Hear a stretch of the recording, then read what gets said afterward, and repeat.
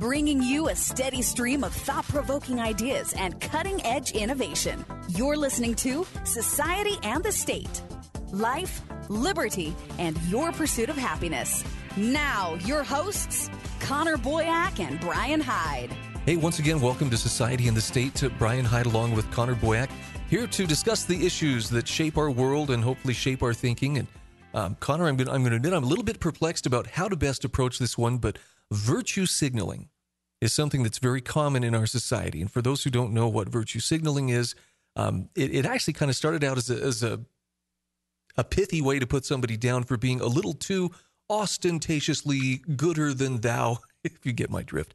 You know, they're making some broad public display that's intended to signal, look how virtuous I am.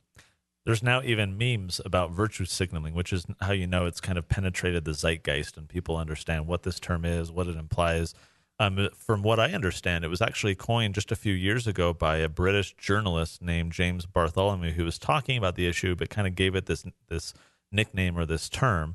And, you know, the way he describes it is that it's this modern habit of indicating that you have virtue, that you're virtuous, merely by expressing your disgust or favor for certain ideas or cultural happenings or even the weather. So when someone goes on a tirade of how dumb, you know, Donald Trump is, or Ted Cruz, or Bernie Sanders, or whatever, without any specific examples of the problem, just staying at that superficial level, you're just signaling to others that you are virtuous, that you are part of the pack, you're part of the in crowd, and hey, I am like you, and you want to be like me, so join my superficiality and let's express our disgust together. But my fear, Brian, is that this superficiality is kind of self-reinforcing. This virtue signaling encourages, you know, dialogue that has no meaningful context or substance to it. What are your thoughts?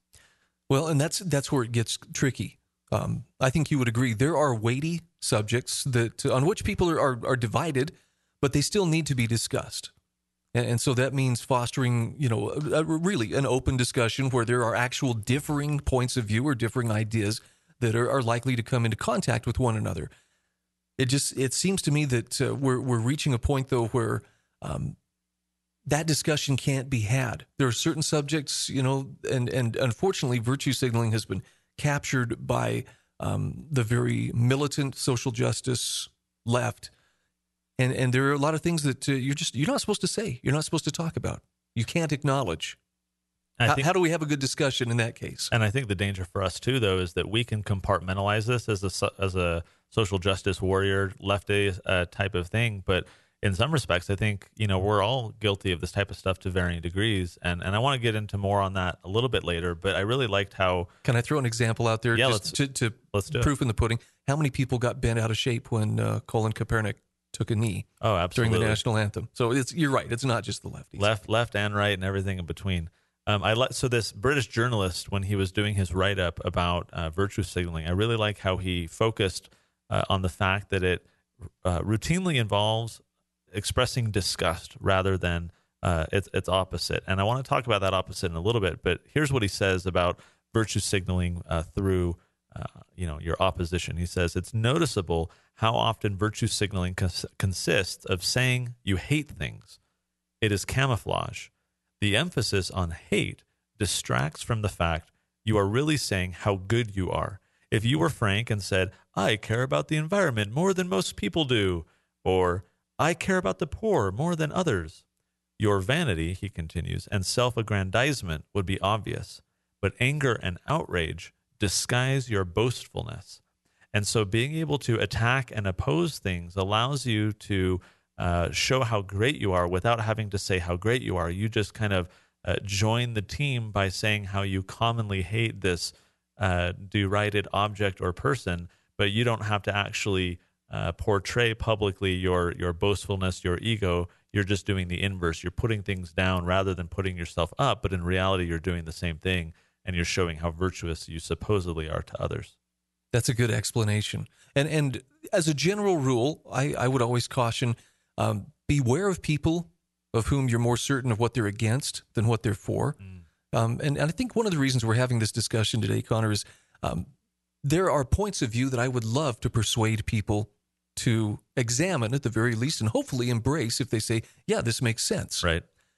unfortunately, that's something that free will makes a bit of a task, because Right. everybody can choose whether or not they want to embrace a point of view.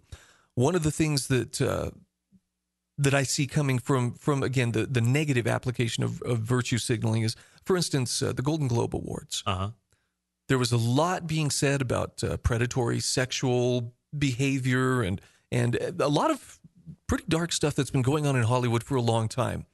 And it was just heartwarming to see all those people courageously get up there and talk about how they were against these kind of things. And wasn't this the event where they were all dressed in black? Yes. I mean, talk about signaling, right? Yep. I mean, can you imagine someone defying that trend and wearing white or red or orange or what, like, oh, no, we've collectively decided that we're going to show the public how amazing we are post Harvey Weinstein. We're all virtuous. Don't worry. He was an anomaly. We're all great. Oprah's wonderful. Never mind the fact that she's been buddy-buddy and probably aware of what Harvey Weinstein's been doing for a while, right? And so it becomes very superficial. You got to wonder how many people dressed in black at that event are guilty of the exact same thing that they are now condemning, because they are publicly showing the virtue that perhaps inwardly that they lack. And I don't want to put down or make it sound like, anybody who stands up for their beliefs publicly is just out for attention. I don't think that's the case. But there's a huge world of difference, and I know you've seen this, Connor. People who take a courageous stand for their convictions when it can cost them, when people are going to disagree, when they're going to face scorn or ridicule or economic backlash, customers stop coming to them, that sort of thing. That to me is the epitome of a person courageously standing for something. Right. Even if I disagree with them, if they're willing to stand and take the heat, that's awesome. I don't have quite that much admiration for the ones who bravely take a stand against things which are not an issue. It's like someone today saying, I am totally, unequivocally opposed to slavery. I mean, wow. That's a brave thing to say the right now. The moral courage that requires. Because everybody's already there. So you see my point. It's one thing to take a brave stand for things that everybody is pretty much on board with. Yeah. Versus someone having to take a stand for something that's kind of costly. Well, I think of Edward Snowden, right? How easy it is to stand up against surveillance and everything. But here's a guy where his decision, his virtue signaling to the public, where he wanted to signal the fact that he cares about privacy and he wants there to be a public debate about this rather than doing it secretly. That was a signal, right? But that signal cost a lot, right? It was very costly for him to sacrifice and decide to do that. Whereas now I can get up, or anyone can get up and say, oh, yeah, I don't think the NSA should be reading our emails. And okay, well, great. We're in the same camp now. We have the same virtue of privacy. But to your point, it is much easier and it is much less persuasive when people are jumping on a bandwagon later, especially when a lot of attention, media attention and support, I think, is given to that. Perhaps the surveillance one, privacy one, is not that great because there's still a huge divide on that. But when you look at the sexual harassment scandal, the Me Too and everything, yeah, it's very easy to jump on the bandwagon. And what's been especially interesting, Brian, is that a lot of people have been jumping on this bandwagon after Harvey Weinstein to signal their virtue. And some of those individuals have then been accused in the days and weeks and months since of the very same thing. Right. And so everyone wants to jump on and say, look how great I am. I'm not one of them. And yet we're finding evidence or allegations, at least, that perhaps that may not be true. So when it comes to swaying people, I believe that virtue signaling may actually be, I think there may be some positive places where this can be seen. Where I guess the word that I'm looking for, though, is voluntary. I want people to be persuaded that a certain way is better than another, but it has to be their decision. And I don't see a lot of room for that voluntary nature of owning your own viewpoint or believing this or believing that. It seems like there's a lot of attempts to really force a one-size-fits-all. I'm painting with a broad brush when I say this, but college campuses, are notoriously tricky places for truly free speech. I think it's important that we also discuss something that perhaps a lot of us are potentially more guilty of. There is certainly the I hate this and I hate that without any substantive, critical, analysis of the thing that we're objecting to. If there's substance, they're great. Like there's plenty of stuff to oppose, right? It's not that you can't say you hate things or you oppose things. It's all about the substance and the meat and the context. But I think virtue signaling, to the point of this journalist where he talked about that it's very easy to express outrage, right, as a way to mask us otherwise saying, oh, I'm better than you and I'm more charitable than you. But I think in some ways, virtue signaling of our righteousness, of our charity, of our virtue is something that a lot of us are perhaps more guilty of. Maybe we're not the social justice warrior expressing our daily hate publicly for everyone to see how great we are and that we're towing that line. I think of something, and again, some people are going to maybe take offense or object to what I'm saying here, but I think of something like the ALS Ice Bucket Challenge, right? Certainly it was a very viral way to momentarily raise awareness of a condition. I saw some funny videos, right? But then you get the celebrities jumping on, then you get everyone jumping on, and then now it's the cool thing to do. And, oh, no one's tagged me yet. I want to participate in this. And was there a substantive discussion about the intended purpose of the video, or was it more about showing that you care also? Me too. Hashtag me too in a way, right? And so you want virtue signaling. What it's all about is you want to look good in the eyes of others, whether you're joining them in expressing hate for the same things, or you want to come off as looking great, which to the point of this journalist is the purpose of expressing outrage so that you don't have to say how great you are.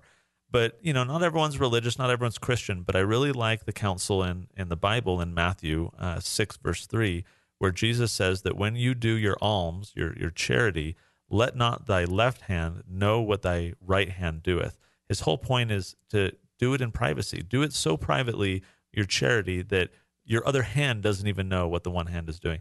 Interestingly, just last night before we're recording this, Brian, I was watching a show with my kids called Random Acts. And the entire show, every episode, is a few different random acts of kindness that they're doing. Kind of a hidden camera show, right? So how will people react and what will they do? And will they kind of play along or whatever? There was one on the episode I was watching with my kids last night that really moved me. It was this Polynesian guy, 250 pounds, lovable teddy bear, big guy who had a brain aneurysm and almost died. He was in the hospital for a while, lost a ton of weight from his immobility, stuck in a wheelchair now 2 years later. And this guy loved to boat. He had a prized possession, his boat. He'd take people out. Anyone who wanted to go, he'd share that experience with them. And of course, being immobile since the aneurysm, he was not able to do that. And so they ended up having to sell the boat, which was a travesty because how much this guy loved it. He couldn't even go out on a boat. It had been like 2 years or something like that. So the Random Act, a neighbor, a friend nominated, this gentleman for this TV show. So they went, they figured out the wheelchair stuff, and they got him to a boat, and they drove around. And this guy, and he couldn't speak very well. He still had a lot of complications from his health challenges. And so part of it was they had to transport him from the home to the lake, right? And so he had one of those electric wheelchairs so he could do himself, but they didn't have a van that could do it. So the wife, every time they wanted to leave, would have to pick up her heavy husband, get him in the front seat, and put a push wheelchair in the back of the van. And then when they got to their destination, she'd have to pull out that wheelchair. She'd have to pull out her husband, put him in the chair, and then push him around. Wow. So this is very taxing for the wife. So for this Random Act, they rented one of those big vans that has the wheelchair lifts. So he was able to bring his electric wheelchair, and he went on the little platform. It raised him into the van, put him right inside. And then they were able to go to their destination. He could get out on that platform and then move himself around, affording him a bit of independence, taking that burden off of his wife. So they loved it, right? Like this van was amazing.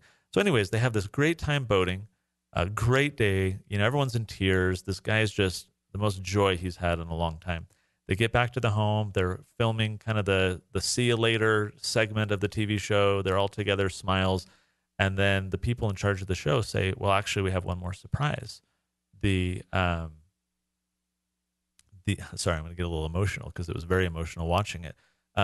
They were lying to these people that they had rented the van. Someone had actually donated this expensive, large passenger van with this wheelchair lift. I mean, I don't know how much that cost, $50,000, something like that. And so when they told this couple, the woman was just paralyzed, stunned that this had happened, right? And so we watched the show. It was all great. I'm, getting all emotional about it. I'm talking to my kids, using it as a teaching lesson. And at the end of the TV show, it said, "Thanks to the anonymous donor who contributed the van." And I was trying to help my kids understand this point. Why do you think that family that contributed that way did not want anyone to know? How wonderful would it be for them if, the Jones family, how great they are. You're so generous. You're so kind. Oh, my heavens, right? And so yet they chose to do it in private, much like Jesus was saying here in the Bible that, let not your right hand know what your left hand is doing. So I was trying to explain to my kids, in a way, the problems with virtue signaling and the merit of doing good things, or even, maybe objecting to bad things, not in a way that's just showing people how great you are. Show God, show yourself, keep it in your family. But I think there's such importance here. There's such a good lesson here in doing the right thing for the right reasons rather than to be seen of men. Beautiful. We should probably wrap it up right about there. Seriously, that mic drop. No, that is such a good explanation. And there's one thing I'm going to key in on. Yeah. Acts of kindness. Mm-hmm. It was action, not just words, not just posturing, good point. But action. So, yeah, that's beautiful. It was very emotional, and Brian, you and I talked several days ago that we would be doing this episode, and so watching that last night, I'm like, oh my gosh, this is like the inverse, the opposite of virtue signaling. The true virtue is in doing, again, the right thing for the right reason. And I think we're in such an ego-driven society, instant gratification, selfies, right, social media, likes, hearts, everything else, that it rewards the wrong thing, or even no, that's wrong. Okay, it does not reward the wrong thing. It can reward the right thing, but for the wrong reasons, right? That makes sense. And so we start doing things to be seen of our social media peers. And I'm guilty of the same thing. I mean, this is something I think we all have a challenge with, is doing this stuff privately and quietly and doing the right things for the right reasons. Okay. Well, let's see if we can whistle up a link maybe for that episode of Random Acts. Random Acts. Absolutely. Really like that. So that'll be on societyandthestate.com/60. Certainly this is something, I'm not standing on a pedestal. Brian, you can confirm you're not on a pedestal either. Nope. We are both guilty of the very thing that we're addressing. I think this is something that we all face a battle with. It has a new name, but this is, I think, a long-standing historical social problem that we all face. And so let's try and be virtuous, but let's not be so concerned about signaling that virtue to others. Guys, stick around for episode 61. Thanks for joining us. We'll see you next time. You've been listening to Society and the State. For show notes, archives, and more great content, visit societyandthestate.com.